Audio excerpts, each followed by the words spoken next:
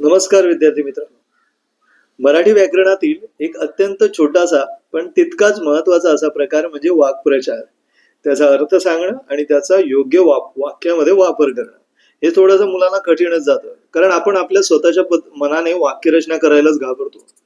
तर प्रॅक्टिस केल्याने शक्य आहे. आता वाक्प्रचार बघा. हयात जाणं, त्याचा अर्थ आयुष्य संपणे.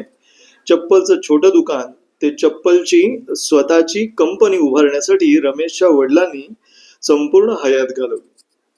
दुसरा वाक्प्रचार आहे बघा. मान डोलावणे म्हणजेच होकार देणे. वडिलांनी कामे सांगितल्यावर राजूकडे मान डोलावण्याशिवाय दुसरा पर्यायच नसतो. आणि तिसरं डोळे भरून येणे, अर्थ आहे डोळ्यात अश्रू येणे. गावाला येऊन आठवडाभर राहिल्यानंतर मुंबईला परतत असताना माझे डोळे भरून आले. म्हणजे आपण आपली वाक्य स्वतःहून तयार करायला शिकतो या छोट्याशा प्रकारातून. तुम्हाला काय करायचंय, किमान रोज 2 तरी असे वाक्प्रचार अर्थ आणि वाक्यासहित लिहिण्याची प्रॅक्टिस करायची आहे. मग त्यामुळे तुमचा स्वमताचा प्रश्न आणि अर्थातच निबंधाचाही प्रश्न सोडवण्यासाठी खूप सारी मदत होईल. तुम्हाला आता काय करायचंय, हा व्हिडिओ कसा वाटलाय ते कमेंटमध्ये नक्की कळवा.